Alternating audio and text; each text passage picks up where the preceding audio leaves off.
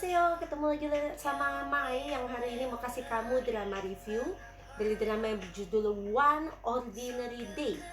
Oke, drama ini diperankan oleh Kim Soo Hyun. Jadi beliaulah alasan Mai nonton drama ini ya. Dan drama ini cukup pendek, hanya 8 episode. Gitu ya. Oke, dan drama ini mendapatkan rating yang cukup tinggi di Asian Wiki ya, yaitu 91. Tapi ketika Mai baca komen para netizen di sini, ternyata banyak yang tidak puas ya dengan drama ini. Tapi you know what, Mai setuju banget dengan ratingnya yang 91 ini, karena menurut Mai ini drama yang worth it untuk ditonton. Oke, jadi drama ini berawal dari just like its title ya, One Ordinary Day. Jadi ini berawal dari satu hari yang biasa sebenarnya ya, dari seorang mahasiswa. Di sini Kim Soo Hyun berperan sebagai Kim Hyun Soo. Jadi dia adalah seorang mahasiswa yang kesehariannya sederhana sekali, biasa saja. Dia juga keluarganya itu ayah dan ibunya bekerja, kalau tidak salah ibunya juga bekerja ya, ayahnya itu bekerja sebagai supir taksi. Dan dia punya seorang adik perempuan begitu. Nah, jadi pada suatu hari ya, suatu malam, teman-teman Hyun Soo itu mengajak dia untuk berpesta di suatu rumah begitu. Dan Hyun Soo berpikir untuk ke pesta itu dengan taksi ayahnya, karena kalau dia naik taksi biasa itu harganya cukup mahal. Jadi dia ingin menghemat dengan menaiki taksi ayahnya, meskipun dia nggak punya SIM ya. Jadi dia mencuri taksi ayahnya untuk ke tempat teman-temannya itu. Nah, ketika dia mengendarai taksi itu, dia tidak tahu cara menonaktifkan lampu. Kamu tahu kan, kalau di taksi itu ada lampu yang di atas taksinya itu yang bilang available gitu ya. Nah, dia tidak bisa mematikan lampunya, tidak mengerti. Jadi ketika dia berhenti di suatu jalan karena lampu merah, seorang wanita masuk ke mobilnya. Dia sudah berusaha menolak wanita itu karena dia bilang taksinya tidak beroperasi. Tapi wanita itu bilang, oh kamu berani menolak penumpang, saya akan melaporkan kamu gitu. Jadi akhirnya dia terpaksa mengizinkan wanita itu untuk naik taksinya begitu ya. Dan dia berencana mengantar si wanita itu. Nah, wanita itu ingin berhenti di Hankang ya, sungai Han pada saat malam itu. Jadi Hyun Soo menemani wanita itu akhirnya ya, karena wanita itu terlihat sepertinya agak terganggu begitu ya. Dia juga merokok di dalam mobil segala macam, kelihatannya agak terganggu. Jadi Hyun Soo menemani gadis itu. Jadi mereka seperti dating lah ya, dating di sungai Han. Dan akhirnya wanita itu mengajak Hyun Soo ke rumahnya. Jadi Hyun Soo ikut ke rumahnya, dan wanita itu juga menawarkan narkotika ke Hyun Soo. Nah, Hyun Soo sebenarnya pertama kali mencoba narkotika itu ya. Jadi dia menerima saja dari wanita itu, dan akhirnya alkohol plus narkotika itu membuatnya mabuk ya, Hyun Soo. Dan pada malam itu terjadilah hubungan satu malam di antara mereka gitu. Nah, ketika tersadar, Hyun Soo itu tidak di ranjangnya, dia di tempat lain, alias kalau tidak salah di ruang tamunya begitu. Jadi saat itu sudah malam sekali. Jadi Hyun Soo bilang dia ingin pulang ya. Jadi dia menemui wanita itu di ranjang, tapi ternyata apa yang dilihatnya, wanita itu sudah meninggal dengan sangat tragis ya. Jadi wanita itu posisinya tengkurap, dan di punggungnya itu ada 13 tusukan ya. Jadi Hyun Soo panik, dan saat itu dia lari ya. Nah, tapi sayangnya ketika dia lari dengan naik taksinya, itu ada tetangga si wanita itu yang melihat sosok Hyun Soo. Dan Hyun Soo juga tertangkap di patroli polisi ya, karena kan biasa di luar negeri itu ada patroli polisi yang suka mengecek para pengendara ya, apakah mereka mabuk ya. Nah, jadi Hyun Soo juga tertangkap karena dia tidak sengaja lewat daerah itu dan menabrak ya pokoknya menabrak tempat penjagaan para polisi itu. Nah, karena itu pokoknya singkat cerita, Hyun Soo akhirnya ditahan. Tapi sebenarnya dia ditahan bukan karena dia dicurigai sebagai pembunuh pada awalnya ya, tapi karena dia mabuk dan alat tes mabuk itu habis baterai ya. Jadi dia ditahan sebenarnya, dan ketika ditahan itu ketahuanlah bahwa Hyun-soo ketika dia diperiksa gitu, Hyun-soo itu membawa pisau yang diduga sebagai alat pembunuhan begitu.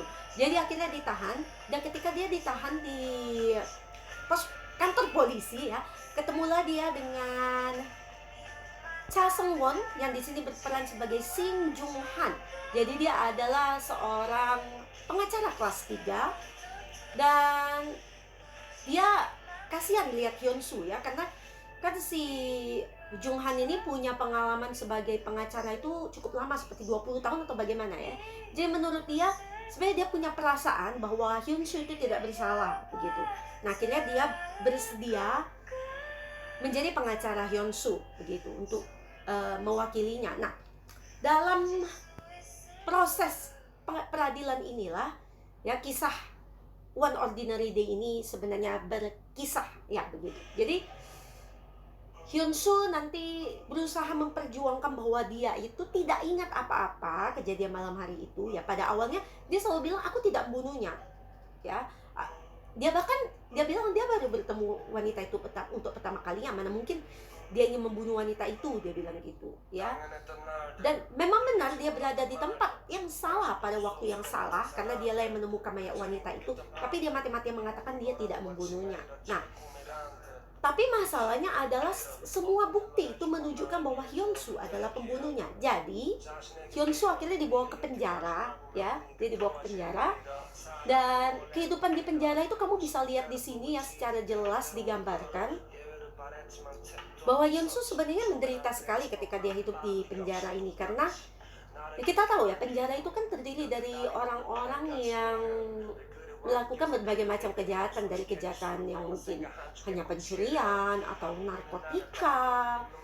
Nah, tapi menurut ini yang dari drama ini ya, Mai lihat, mereka bilang penjahat yang melakukan pembunuhan dan pemerkosaan, tepat seperti yang dituduhkan kepada Hyun-soo, ini adalah kriminal yang benar-benar dibenci oleh orang-orang di sana begitu. Jadi mereka semuanya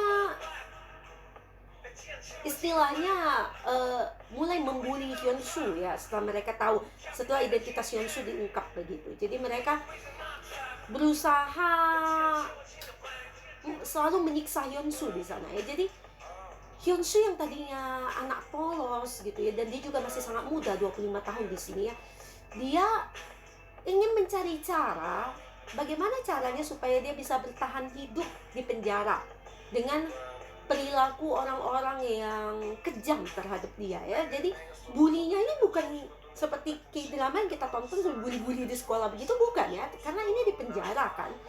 Jadi mereka benar-benar memukul, bahkan ada salah satu teman sel Hyun-soo itu yang dibully sampai akhirnya tidak tahan dan dia bunuh diri dengan gantung diri.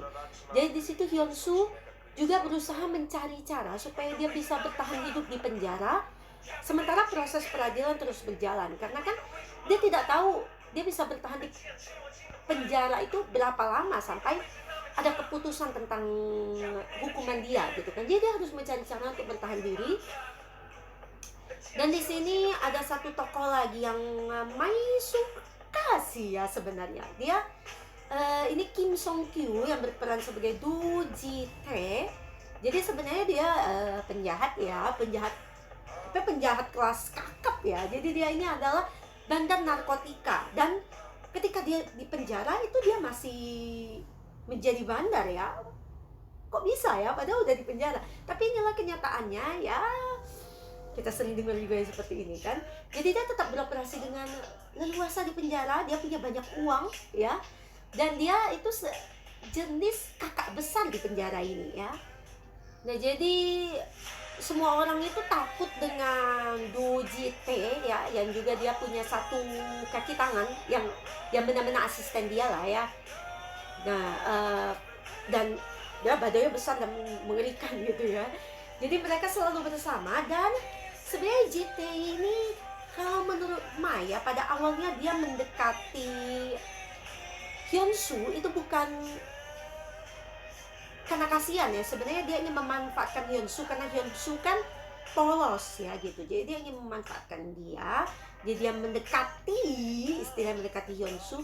Dan akhirnya Hyunsu karena berpikir dia harus bertahan hidup di penjara ini, berarti dia harus berafiliasi, kalau Mai boleh menggunakan kata-kata yang lebih keren gitu ya. Jadi dia akhirnya memutuskan untuk menerima bantuan JT, dan juga dia ya istilahnya menjadi anak buah JT lah ya. Tapi JT setelah cukup lama sepertinya Mai melihat JT ini sebenarnya agak kasihan juga sama Hyunsu, dan dia Mai yakin meskipun dia tidak mengatakannya, Mai yakin JT ini percaya bahwa Hyunsu itu bukan pembunuh gitu.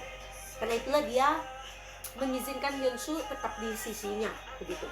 Dan akhirnya Hyunsu berubah juga hidupnya ya, dia latihan tinju, pokoknya dia dari anak yang polos, dia merokok, dia jadi ikut narkotika karena JT. Jadi itu pengaruhnya buruk di situ. Tapi at another side ya, dengan dia berafiliasi dengan JT, hidupnya lebih terjamin di situ ya, karena semua orang segan dengan JT.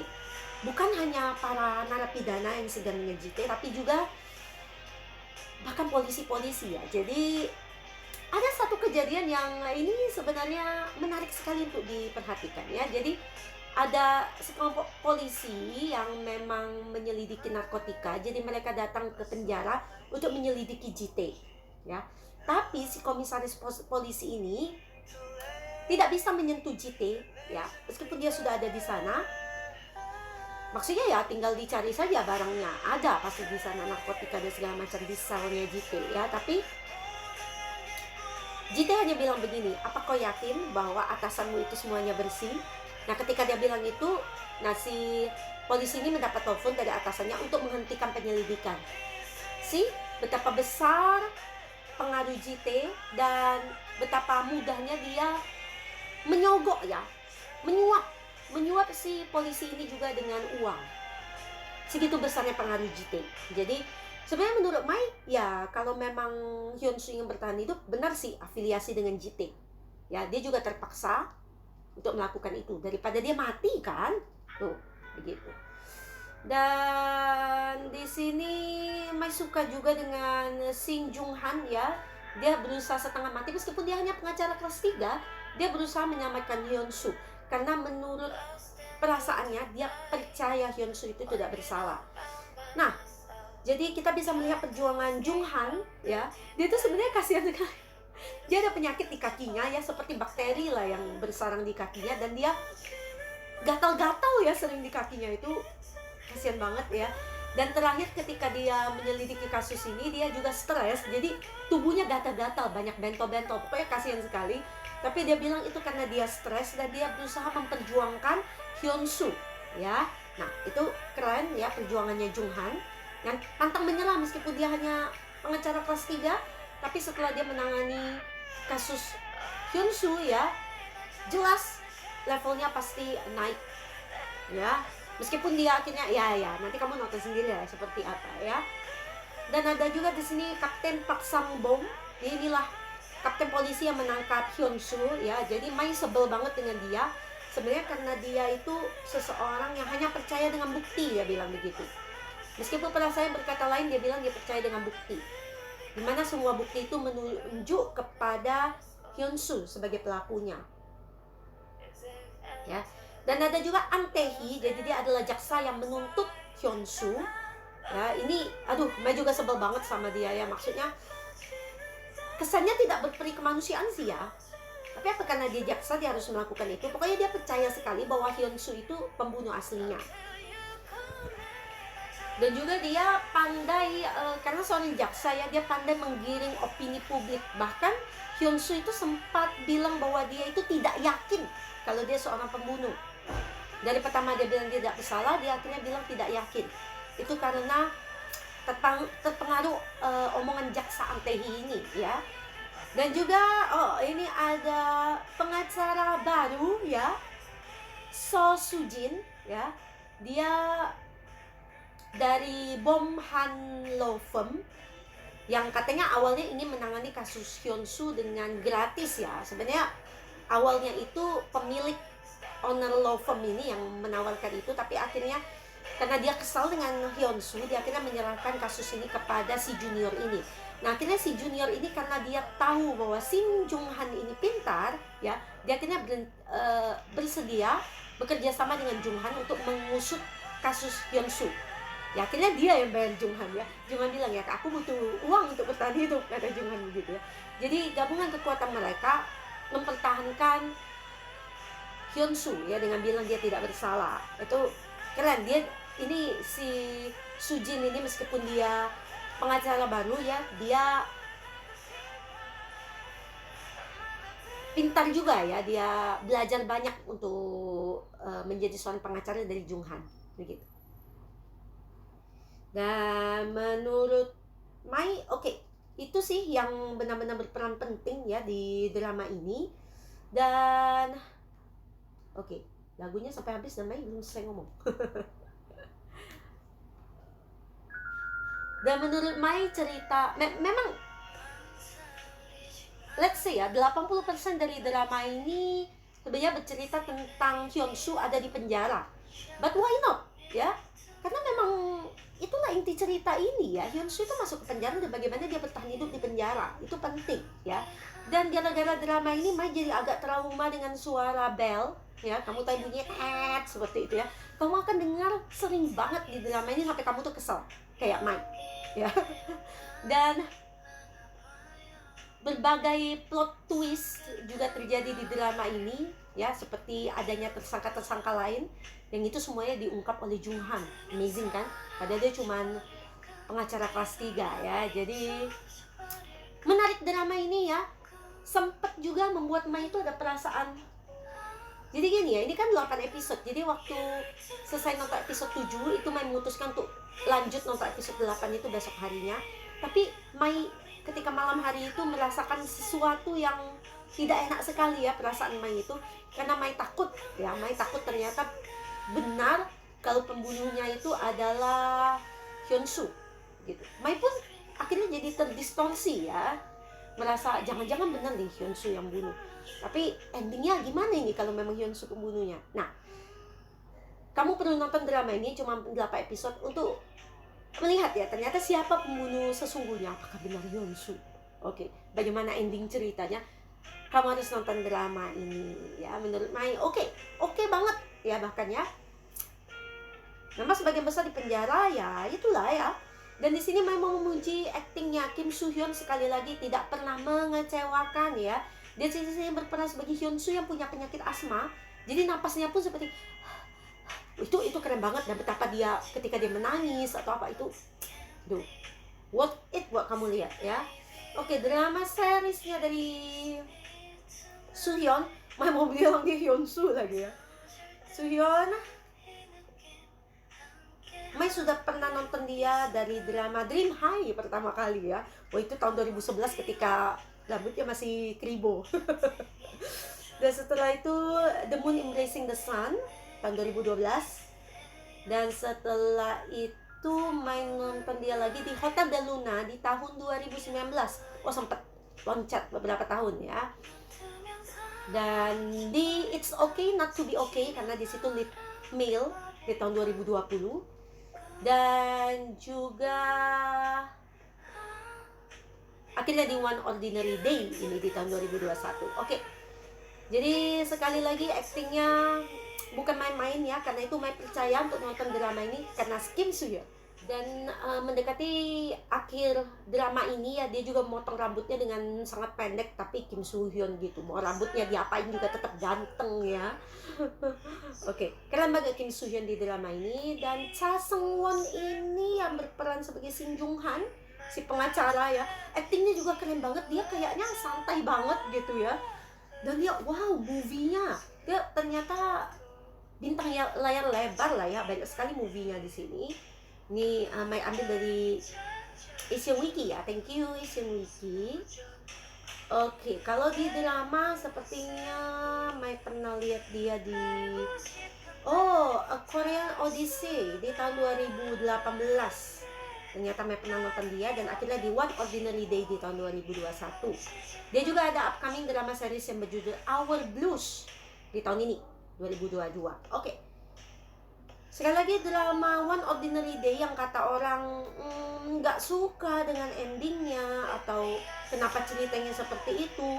Tapi yes, ada juga netizen yang membelanya ya, bahwa performance dia bagus sekali di drama ini. Mai setuju banget ya. Ada juga yang bilang drama ini benar-benar membuat kamu tuh gregetan gitu ya. Ya, Mai juga ngerasa sih gregetan banget ya. Endingnya kenapa? Endingnya bagus menurut Maya. Kenapa ini dengan netizen seperti ini? Bad ending, no. Menurut Mai ini nggak bad ending ya. Meskipun kalau Mai jadi penulisnya mungkin Mai akan bikin plot twist. Jangan deh ya, kalau Mai yang nulis drama ini nanti endingnya lebih banyak lagi orang yang nggak suka. Oke. Enggak, ini keren banget ya. Endingnya juga oke.